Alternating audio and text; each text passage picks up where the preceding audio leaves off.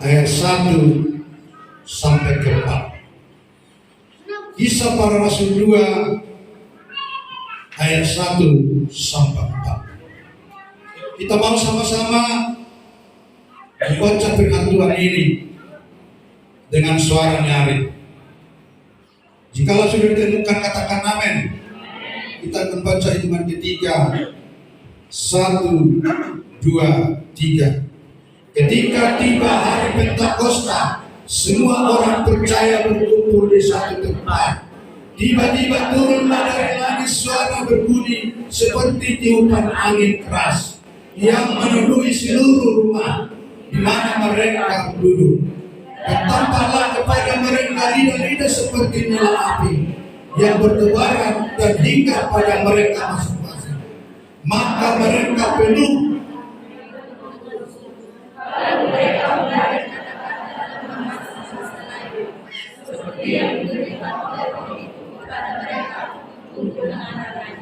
Puji Tuhan.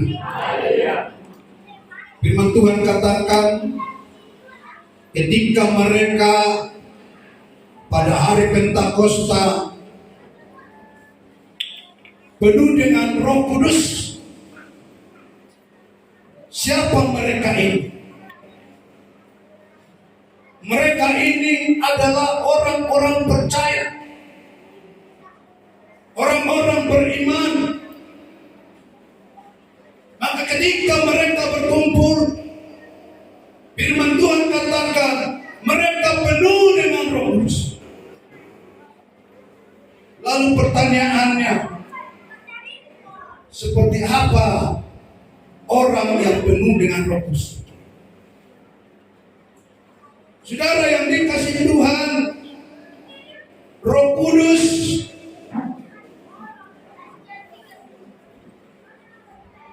sudah ada sebelum hari Pentakosta. Dan orang Israel, orang Yahudi mengenal Roh Kudus. Sekalipun mereka tidak mengenal Yesus. Maka orang Yahudi selalu memperingati turunnya Roh Kudus, di mana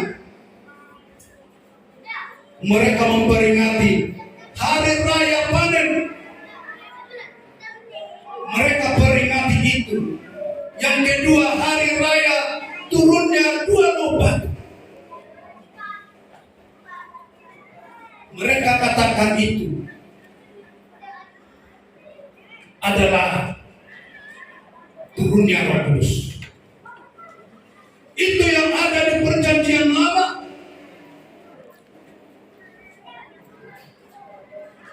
Sama halnya dengan hari raya Paskah. Paskah Yahudi memperingati keluarnya mereka dari perbudakan Mesir. Dan orang Kristen memperingati Paskah adalah kebangkitan Kristus. Jadi Bapak Saudara yang dikasihi Tuhan, Roh Kudus sudah ada dari dahulu. Jadi timbul pertanyaan, apakah Roh Kudus itu ada setelah Pentakosta hari ke-50? Setelah Yesus naik ke surga? Tergantung kepada siapa diberikan pertanyaan itu. Kalau saudara bertanya kepada orang Yahudi, maka mereka berkata, kami memperingati Roh Kudus karena dia adalah turunnya 2 loh batu. Maka ketika saudara bertanya kepada Kristen, saudara akan berkata, kami memperingati hari ke-50 setelah Yesus naik ke surga. Haleluya! Dan itulah yang kita peringati sekarang. Itulah yang diperingati orang Kristen. Setelah Yesus mati, lalu bangkit hari ketiga, 40 hari dia nampakkan dirinya di tengah-tengah dunia ini. Dia jumpai murid-muridnya, dia jumpai banyak orang. Setelah itu dia naik ke surga, saudara-saudaraku. Dan dia berkata, aku tidak akan membiarkan kamu menjadi yatim piatu. Saya akan utus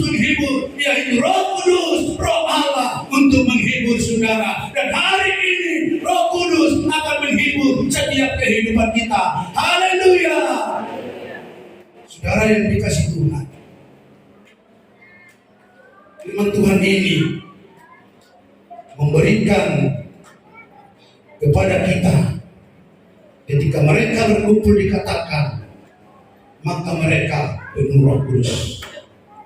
Maka hari ini tema kita, hendaklah penuh dengan Roh Kudus.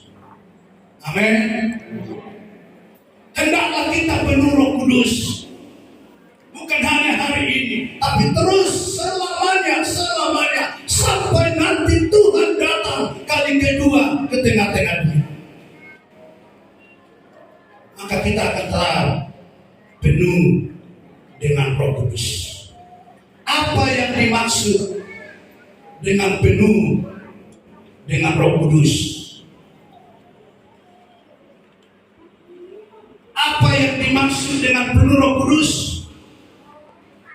Ketika kita baca Efesus 1 ayat 13, bisa ditampilkan deh? Bisa?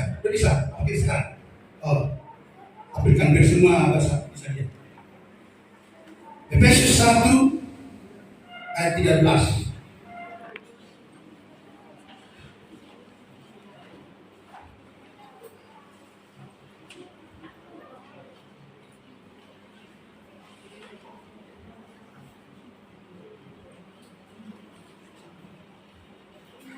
Sudah dikatakan di sana Efesus 1 ayat 13.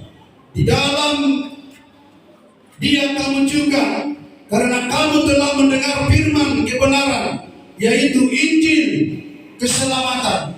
Di dalam Dia kamu juga, ketika kamu percaya, dimeteraikan dengan Roh Kudus yang dijanjikannya. Jadi saudara, ketika kita percaya, ketika saudara percaya,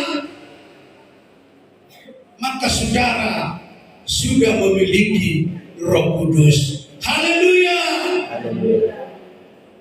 Tapi belum tentu penuh dengan Roh Kudus. Ketika seseorang itu percaya kepada Yesus, maka dia akan memiliki Roh Kudus. Tak mungkin seorang percaya, tak mungkin seorang memiliki Roh Kudus tapi tidak percaya. Tapi setiap orang yang percaya itu pasti memiliki Roh Kudus. Namun belum penuh Roh Kudus. Ini yang menjadi perenungan kita hari ini. Apakah saya sudah penuh Roh Kudus? Atau hanya saya memiliki Roh Kudus?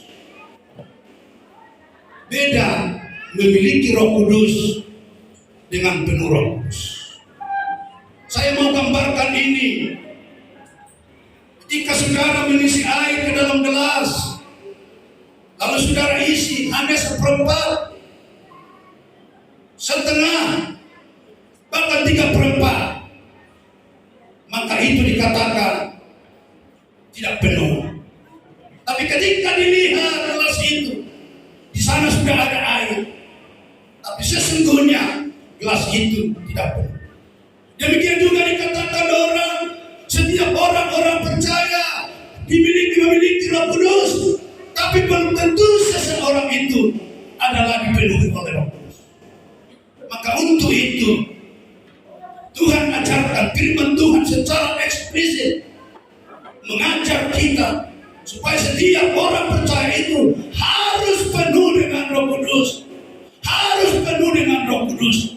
Dan itu yang menjadi keinginan kita, setiap orang percaya di dalam setiap kehidupan kita. Maka dikatakan saudaraku, tetapi orang percaya sudah menerima Roh Kudus, namun belum tentu penuh dengan Roh Kudus. Bisa kita renungkan, apakah hari ini saya sudah penuh Roh Kudus? Atau apakah saya sudah penuh Roh Kudus? Ini yang menjadi perenungan bagi saudara dan bagi saya pada hari ini, ketika kita memperingati hari Pentakosta, saudara-saudaraku yang dikasih Tuhan. Jadi secara eksplisit firman Tuhan ini menjelaskan kepada kita, jadi seperti apa yang penuh dengan Roh Kudus. Bisa kita lihat, rujukannya adalah firman Tuhan saudara yang dikasih oleh Tuhan. Kita lihat Kisah Para Rasul 3. Kisah Para Rasul 13. Kisah Para Rasul 13 ayat 9 sampai 10. Bisa deh. Kisah Para Rasul 13 ayat 9. Tetapi Saulus juga disebut Paulus, yang penuh dengan Roh Kudus. Terus menatap dan berkata, hai anak iblis, engkau penuh dengan rupa-rupa, tipu muslihat dan kejahatan. Engkau musuh segala kebenaran. Tidakkah engkau akan berhenti membelokkan jalan Tuhan yang lurus? Artinya Bapak Ibu Saudara yang dikasihi oleh Tuhan, setiap orang yang penuh dengan Roh Kudus itu, dia memiliki satu keberanian.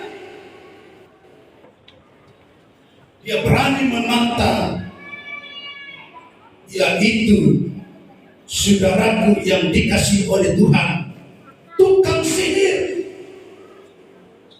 yang membelokkan kebenaran, yang melakukan kejahatan, yang bernama Elimas.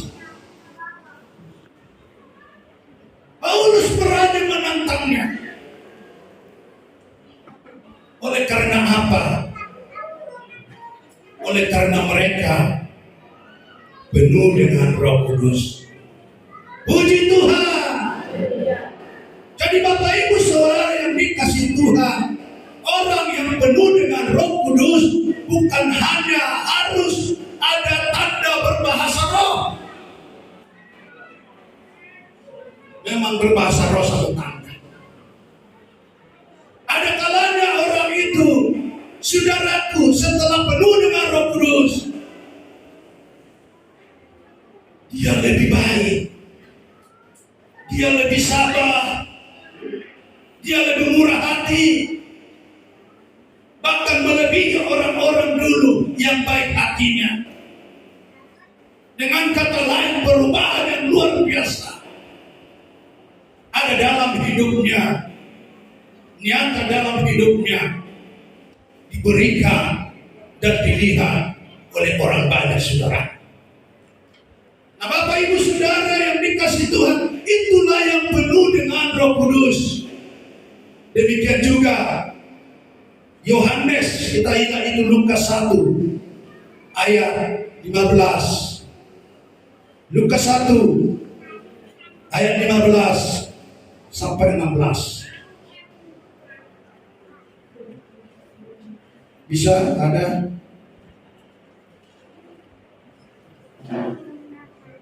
Lukas 1 15-16.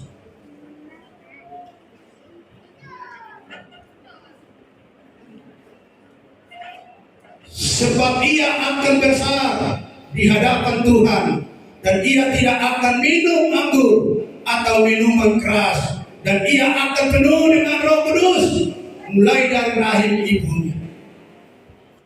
Yohanes Pembaptis, dia tidak mau minum anggur, tapi dia saudaraku mau melayani Tuhan, mau memuliakan Tuhan, mau meninggikan Tuhan, dan mau mengagungkan nama Tuhan. Bahkan Yohanes memberitakan tentang kehadiran Tuhan. Dan itulah saudaraku Yohanes yang penuh dengan Roh Kudus, sehingga makanan dia hanya gadu saudara-saudara.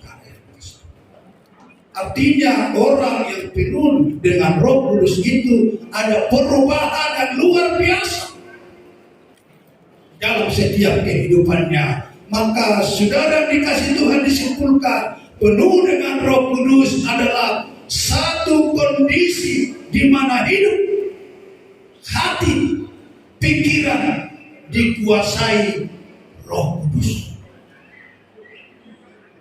Hidup kita, hati kita, pikiran kita dikuasai Roh Kudus.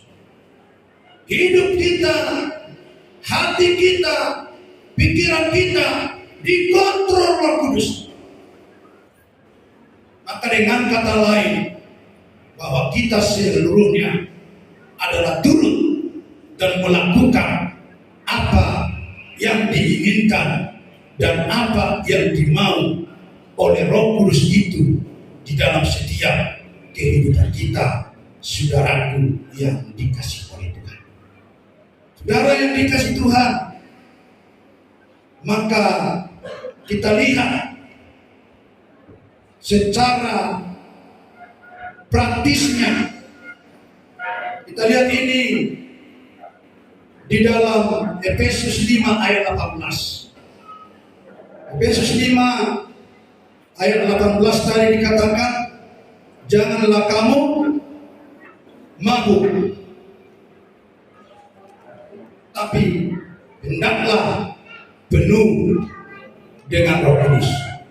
Dan janganlah kamu mabuk oleh anggur, karena anggur menimbulkan hawa nafsu, tetapi hendaklah kamu penuh dengan Roh Kudus. Siapa di sini yang pernah mabuk? Ada pernah mabuk cewek-cewek? Anggur? Saya kira tidak ada ya. Puji Tuhan. Kalau bapak-bapak mungkin, tapi saya tak tahu. Mungkin bapak-bapak pernah mabuk. Mabuk anggur itu, saudaraku, maka dia akan kehilangan jati diri, kehilangan ingatan, tidak mengenal dirinya. Maka suatu ketika, Bapak Ibu Saudara yang dikasihi oleh Tuhan, orang yang mabuk anggur itu tidak akan mengenal dirinya. Orang yang mabuk anggur ini, saudaraku, tidak mengenal siapa dia. Lalu kalau ditanya dia, oh, saya tidak kenal saya lagi. Karena apa? Karena anggur itu, miras itu akan menguasai dia, akan mengontrol dia, akan memimpin dia, dan akan membawa dia di jalan yang tidak benar, yang tidak berkenan di dalam hidupnya, saudara-saudaraku. Maka orang yang mabuk anggur itu sepenuhnya dia akan bergantung kepada minuman keras. Maka suatu ketika, saudaraku, ada orang mabuk anggur, lalu dia merangkak di jalan, merayap di jalan, lalu dia dapati satu tiang listrik, saudara yang dikasih Tuhan, dan dia pandang itu listrik, tiang listrik, dia lihat itu tiang listrik, dia berjalan, saudara-saudaraku, dia katakan, saudaraku, kepada tiang listrik itu, dan dia bilang, sayang, di mana kamu selama ini? Dia tidak sadar diri, saudaraku, yang dilihat itu adalah hanya sebatang tiang listrik. Mungkin tiang listriknya besar, saya tak tahu kapatannya dulu besar, saya tidak tahu. Tapi yang dilihat itu tiang listrik. Begitulah orang yang mabuk anggur itu. Maka firman ini Rasul Paulus ingatkan bahwa janganlah mabuk anggur, tapi penuhlah dengan Roh Kudus. Haleluya. Dan ini juga diingatkan bagi kita semua yang hadir hari ini, anak-anak Tuhan. Jangan kita mabuk anggur. Sekalipun Rasul Paulus katakan, tubuhmu lemah, minumlah sedikit. Tapi kalau satu siloki bisa dikatakan oleh firman Tuhan. Haleluya. jangan sampai satu berbotol-botol. Tapi kalau satu siloki itu masih diberikan toleransi oleh firman Tuhan supaya menguatkan tubuh kita. Nah, hari ini firman ini mengajari kepada kita, mengajari kepada saya bagaimana tanda atau ciri orang-orang yang penuh dengan Roh Kudus itu. Maka firman ini di dalam Efesus 5 ini, Efesus 5 ayat 18 sampai 25 ini mengajari kepada kita. Jika kita lihat tadi saudaraku, dalam firman ini di dalam ayat 18 dikatakan harus penuh dengan Roh Kudus. Tetapi dari ayat 19 sampai selanjutnya di dalam firman Tuhan ini dijelaskan adalah tentang praktisnya. Bagaimana kita mempraktekkan Roh Kudus itu di dalam setiap kita sehari-hari, di dalam perjalanan kita sehari-hari. Bagaimana kita sudah dipenuhi Roh Kudus? Tidak kita tadi seperti tadi, setiap orang percaya sudah menerima Roh Kudus, tapi belum tentu penuh Roh Kudus. Tetapi yang firman Tuhan inginkan dan Yesus inginkan, semua umatnya, tebus saudaranya harus penuh dengan Roh Kudus. Tidak cukup hanya menerima Roh Kudus. Ketika dia hanya menerima Roh Kudus, dia hanya seperempat. Maka saudara yang dikasih Tuhan, setiap orang percaya penuh Roh Kudus. Siapapun mereka asal percaya kepada Yesus. Sebab Roh Kudus itu adalah pribadi dari Yesus yang dia utus. Maka setiap orang yang percaya kepada Yesus itu adalah sungguh-sungguh yang menerima Roh Kudus dalam hidupnya. Maka kita lihat saudaraku yang dikasih Tuhan, orang ciri orang yang penuh dengan Roh Kudus. Yang pertama dikatakan saudaraku, saya akan bacakan di sini.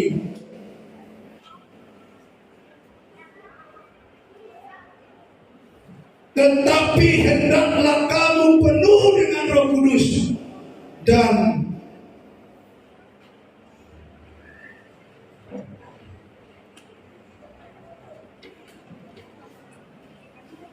berkata-katalah seorang kepada yang lain dalam mazmur hidup pujian dan nyanyian rohani, bernyanyi dan bersorak-sorak bagi Tuhan dengan segenap hati.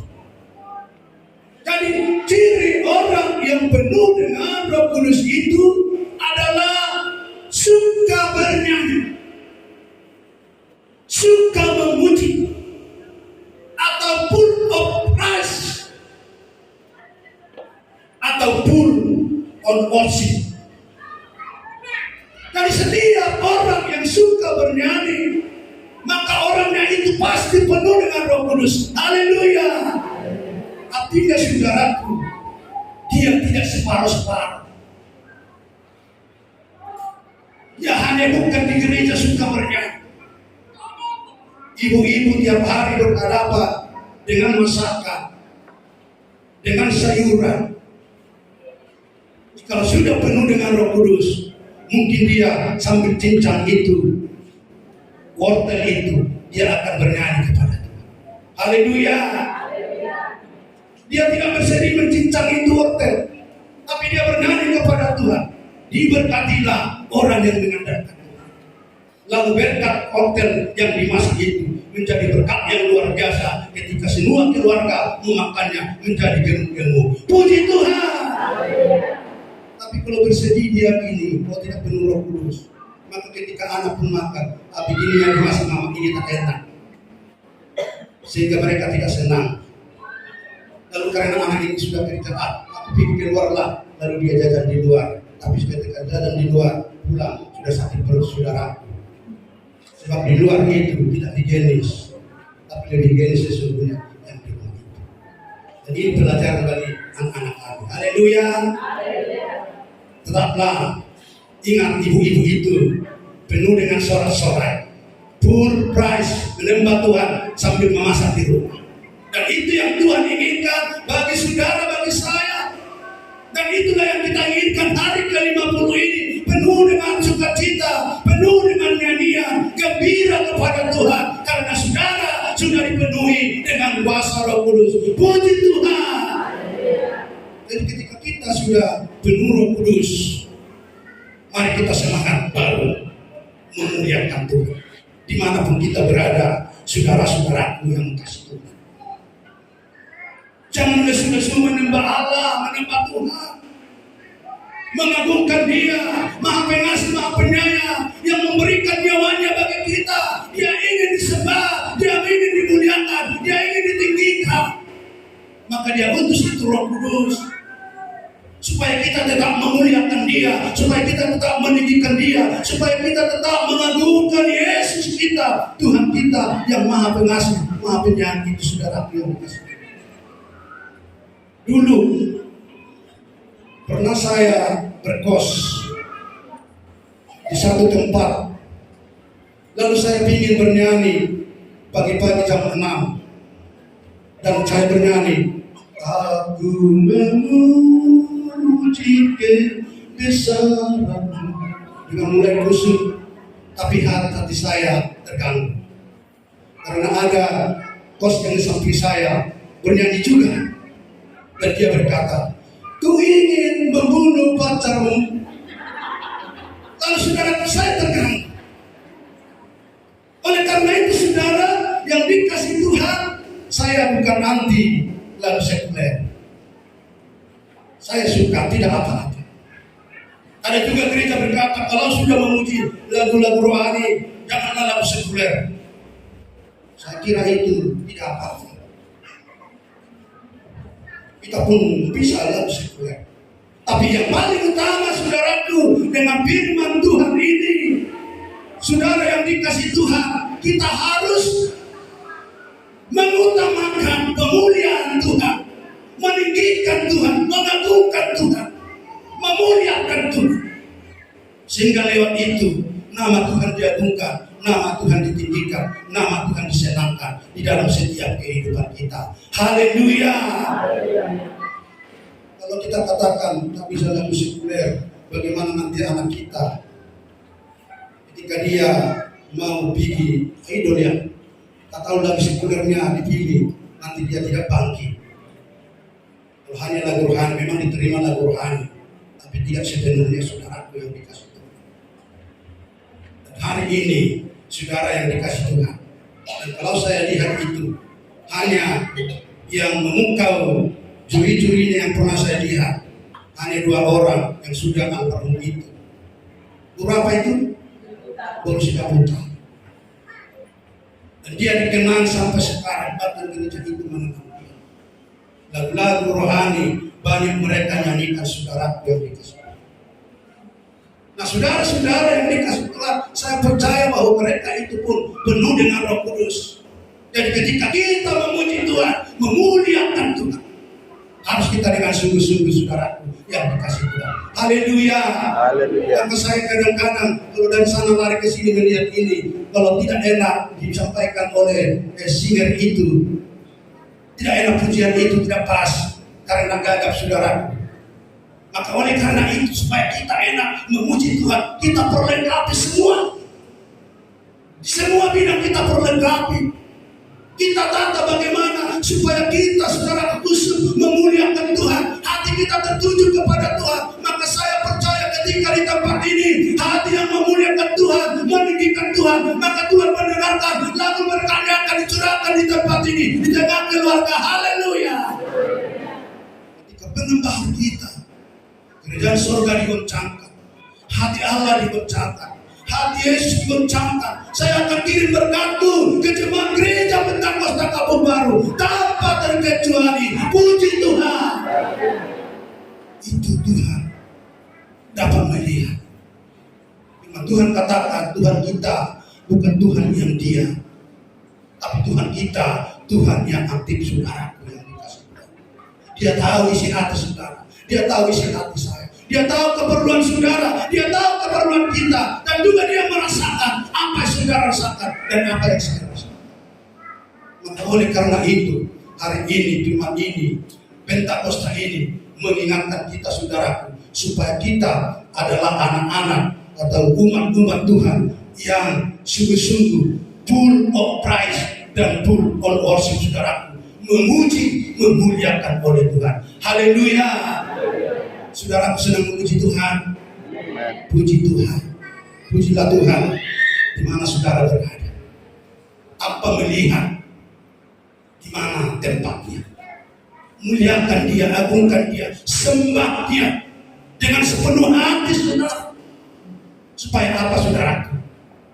Dan itu membawa pengaruh yang besar bagi kita. Sebab orang yang memuji menyembah Tuhan itu adalah yang gembira. Firman Tuhan katakan orang yang gembira adalah orang yang maju. Dan ketika kita gembira, maka saudara kita akan sehat. Saudara akan sehat. Otot-otot kita akan digerakkan. Maka ketika kita mengenang, kita ketika memuji Tuhan, maka digerakkan otot-otot saudara yang dikasih. Maka bebas kita mengeluarkan kata-kata oleh dipimpin oleh Kudus dalam setiap kehidupan kita. Haleluya. Maka jangan malu-malu, jangan suka-suka, keluarkan suara yang indah yang diberikan Tuhan. Terutama pemuda-pemudi, keluarkan suara yang diberikan Tuhan. Dan yang memberikan itu bukan sembarang yang memberikan, tapi yang memberikan itu adalah Allah yang di sorga, yang maha agung, yang maha mulia, yang maha perkasa, yang maha dahsyat, yang memiliki otoritas yang luar biasa. Ketika Tuhan sudah memberikan suara kita, jangan kita simpan. Tapi biarlah itu kita berikan untuk memuliakan, meninggikan nama Bapa di sorga, Allah kita yang baik. Haleluya. Saudara yang dikasih Tuhan, hari ini firman ini, tapi kegemaran kita yang utama, karena kita sudah diselamatkan oleh Allah, karena kita sudah ditebus oleh Tuhan, karena kita sudah dimerdekakan oleh Tuhan, karena kita sudah dimenangkan oleh Tuhan, maka seharusnya, selayaknya, sepantasnya kita harus memuji-muji, memuliakan Tuhan dengan full praise dan full worship. Sesungguhnya kita berikan, kita sembah Tuhan, kita muliakan Tuhan dari hati kita yang dalam, saudaraku yang dikasihi. Dan yang kedua saudaraku, ciri orang yang penuh dengan Roh Kudus itu suka berucap syukur. Suka mengucap syukur. Firman Tuhan berkata, hendaklah kamu penuh dengan Roh Kudus, ucapkanlah syukur senantiasa atas segala sesuatu dalam nama Tuhan kita Yesus Kristus kepada Allah dan Bapa kita. Orang yang penuh dengan Roh Kudus itu sungguh-sungguh suka mengucap syukur. Mereka selalu mengucap syukur senantiasa. Artinya tidak hanya karena kita mendapat berkat lalu mengucap syukur, lalu berterima kasih, tapi firman Tuhan berkata senantiasa. Mau senang, mau susah, mau menderita, kita mau tetap mengucap syukur. Apakah kita sehat atau sakit, untung atau malam, tetap katakan punten. Terima kasih Yesus, terima kasih Bapa, terima kasih Allah. Saya percaya Engkau bertanggung jawab akan hidup saya. Ini ucapan kita saudara. Selalu punten, selalu mengucap syukur. Tidak memandang walau susah, walau menderita, walau beruntung, walaupun malam, tapi kita mau belajar mengucap syukur. Firman Tuhan katakan ucap syukurlah senantiasa. Sekali lagi saya katakan mengucap syukur. Tidak senantiasa. Kalaupun ada Tuhan berikan kepada kita kerugian-kerugian, kita percaya Tuhan akan balas berlipat-lipat ganda. Haleluya.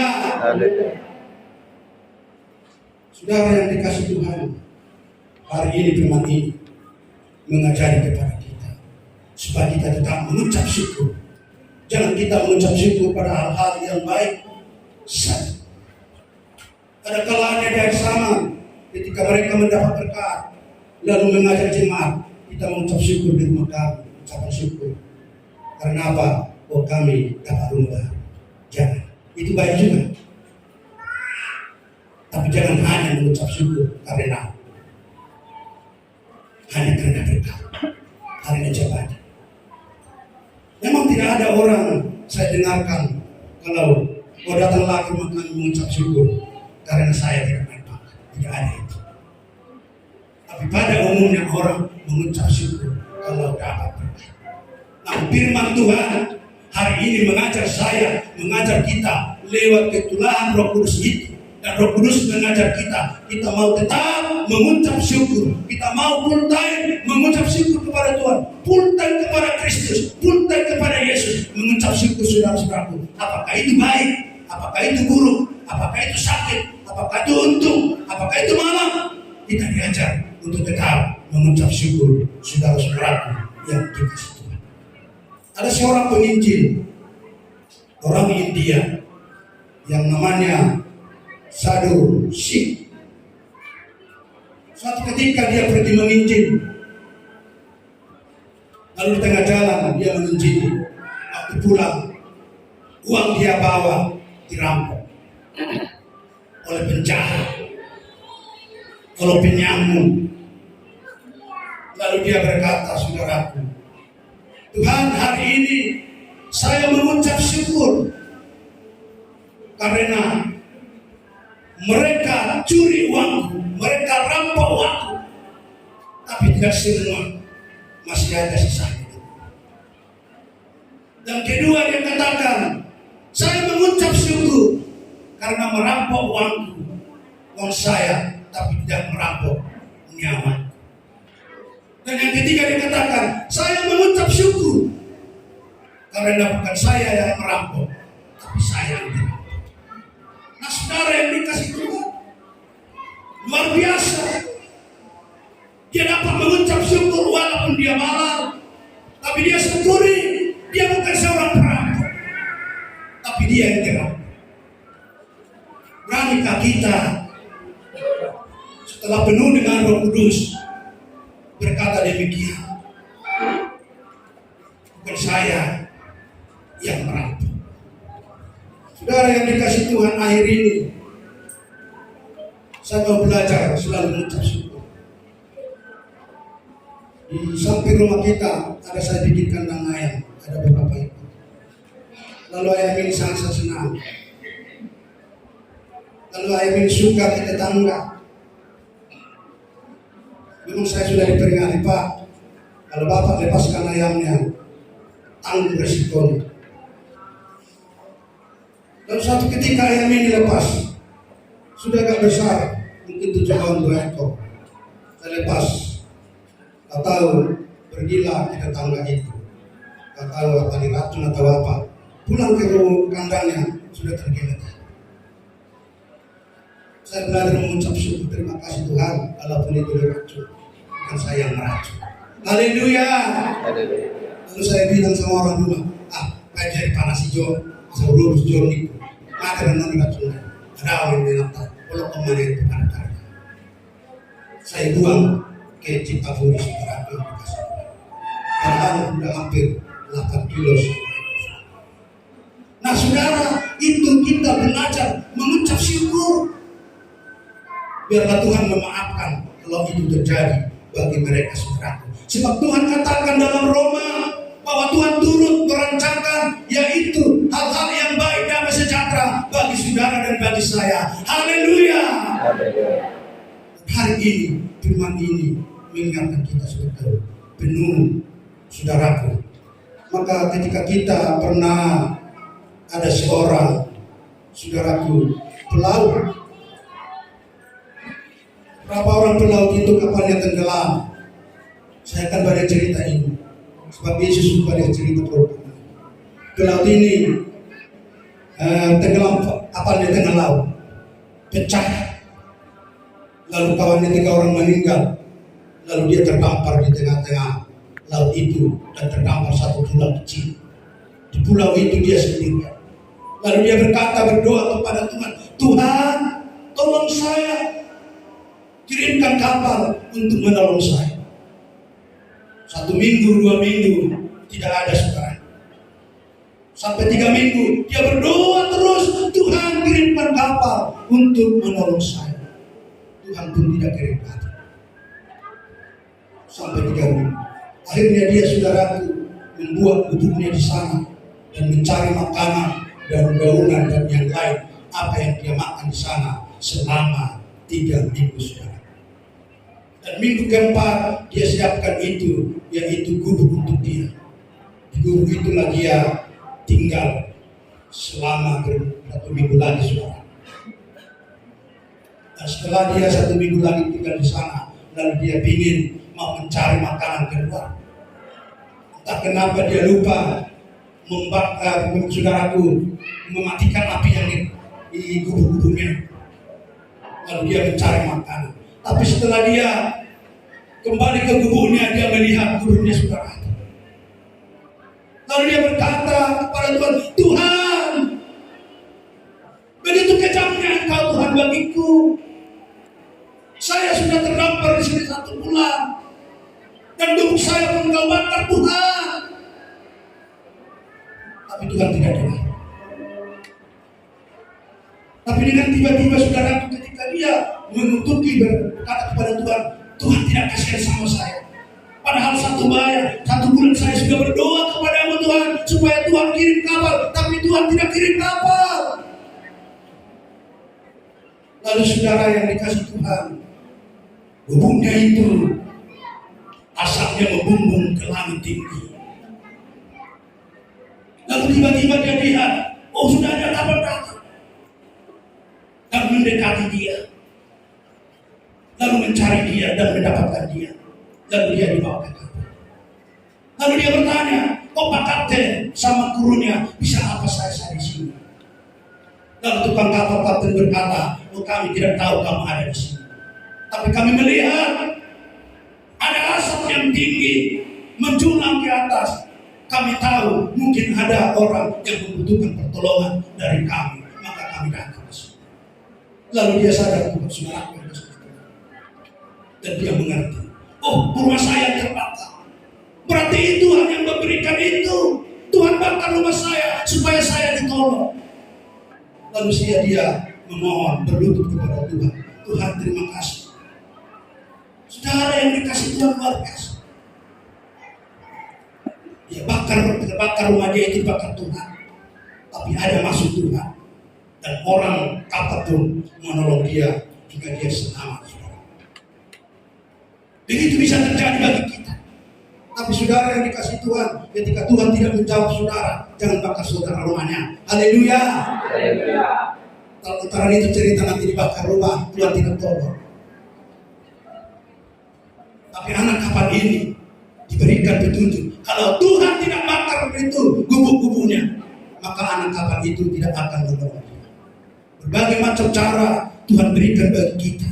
Mungkin kita anggap itu tidak baik, mungkin kita anggap itu tidak benar, lalu kita merengek kepada Tuhan. Tapi sesungguhnya Tuhan itu peduli bagi saudara dan bagi saya. Hari ini saudaraku yang dikasih Tuhan, mari kita mengucap syukur kepada Tuhan apapun yang kita alami di dalam setiap kehidupan kita, di dalam setiap pribadi kita, di dalam setiap hidup kita. Musibah boleh datang, tapi seseorang dipenuhi Roh Kudus, dia akan melihat perbedaan yang luar biasa. Musibah bisa datang, tapi ketika kita dipenuhi Roh Kudus, kita melihat perbedaan yang luar biasa dari orang-orang dunia yang hanya menerima Roh Kudus, saudara. Tapi orang yang penuh dengan Roh Kudus itu, dia akan melihat dengan berbeda dengan orang-orang dunia ini. Haleluya. Itulah perbedaan saudara dan saya yang sudah dipenuhi oleh Roh Kudus dengan orang yang hanya menerima Roh Kudus. Jadi supaya kita tahu apa perbedaan orang yang sudah menerima Roh Kudus dengan orang yang sudah menerima Roh Kudus. Ada perbedaannya yang luar biasa, saudara-saudara. Dia dapat menerima yang baik, yang tidak baik, yang untung dan tidak untung. Dia terima itu sebab dia tahu dan dia percaya bahwa Tuhan Yesus dengan benar dan tulus akan selalu menolong setiap kehidupan kita. Haleluya. Dan yang ketiga, yang terakhir, baca 2 saja. Itu nama Lewirawan. Pastor yang untuk kena error di dahan. Saksang naniura kalau tidak naniura. Kalau ibadah terjadi jalan kenapa atau kamat pasal bermaju. Jadi mana mau sawoin naik. Yang terakhir saudaraku, yang terakhir ini adalah dikatakan dalam firman Tuhan ini, hendaklah kamu penuh Roh Kudus dan rendahkanlah dirimu seorang yang lain di dalam takut akan Kristus. Hai istri, tunduklah kepada suamimu seperti kepada Tuhan. Karena suami adalah kepala istri, sama seperti Kristus adalah kepala jemaat.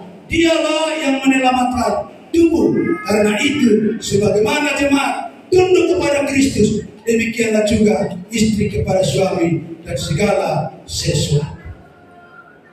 Nah, saudara yang dikasih Tuhan, orang yang penuh dengan Roh Kudus itu dikatakan saudaraku harus pun humble,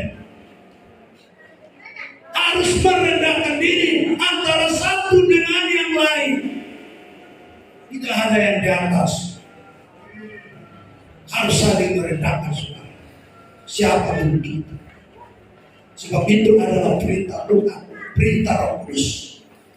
Ketika itu kita ikuti, maka kita ada dikontrol oleh Roh Kudus, diawasi oleh Roh Kudus. Harus humble, harus saling merendahkan diri antara satu dengan yang lain, saudara-saudara.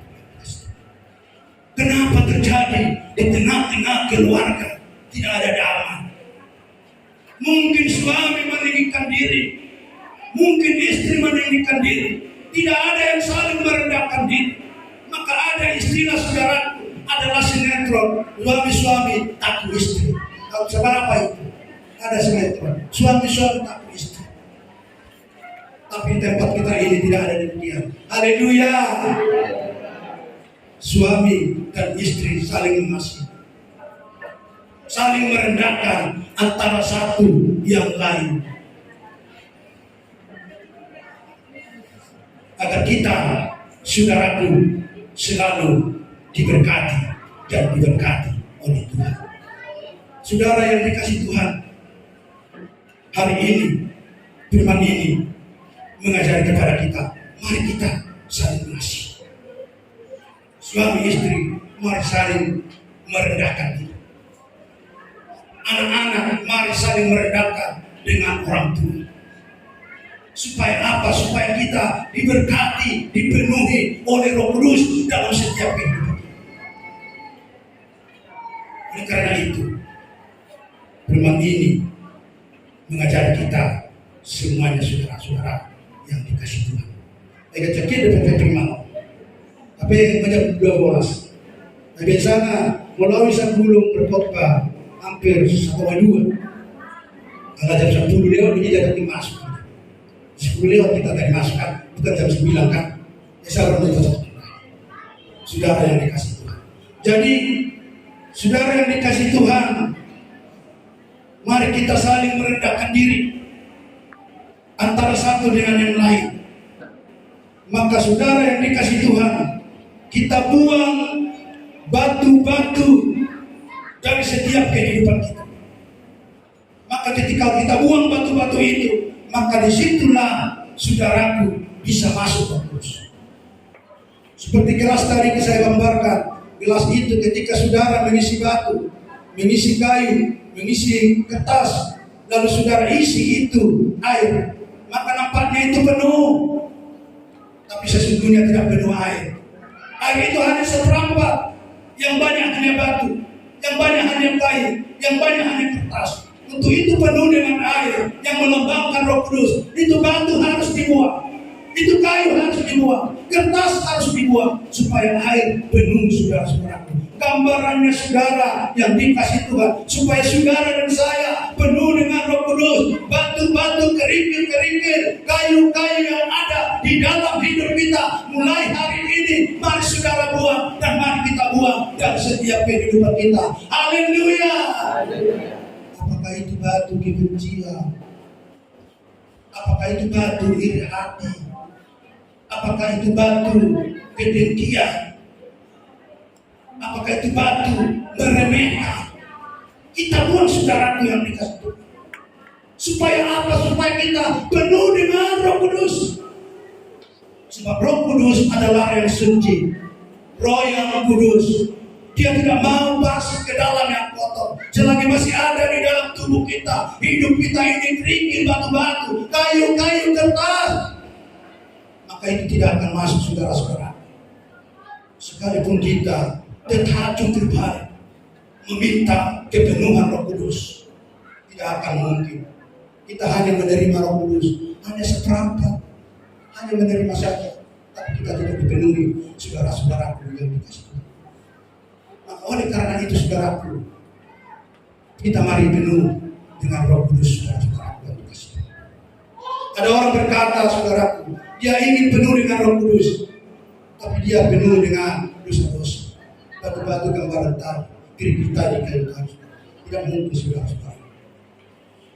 Maka oleh karena itu saudaraku, kalau kita mau pengen penuh dengan Roh Kudus, buang itu batu. Amin. Buang itu kerikil, buang itu kayu, buang itu kertas-kertas dalam hidup kita.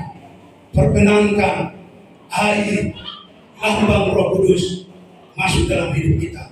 Maka itu akan pun.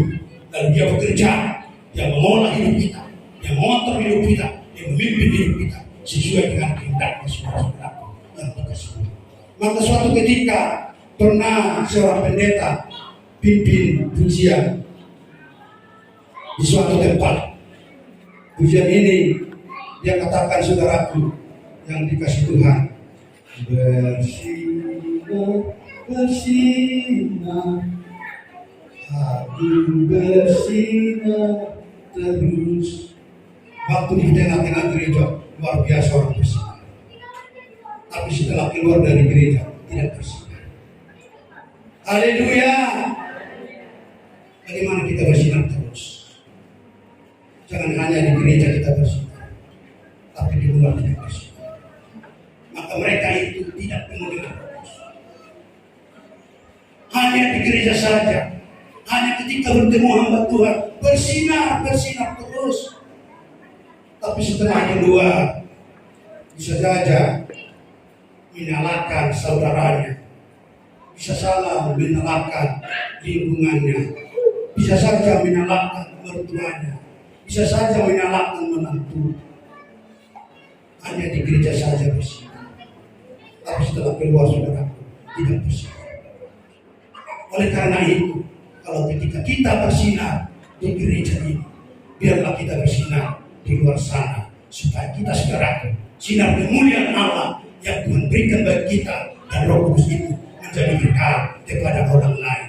Haleluya.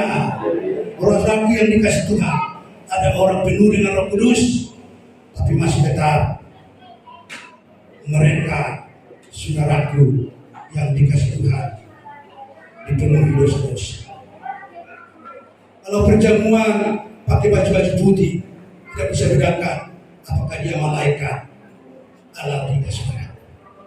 Lalu ketika di luar juga kita tidak ada bedakan apakah itu iblis atau siapa saudara. Maka oleh karena itu, orang yang penuh dengan Roh Kudus dimanapun mereka berada adalah bersinar. Haleluya. Itulah yang mau saudara miliki, yang saya miliki pagi hari ini, saudaraku yang dikasih Tuhan. Nah, itu saudara yang dikasih Tuhan, mari kita selalu penuh Roh Kudus.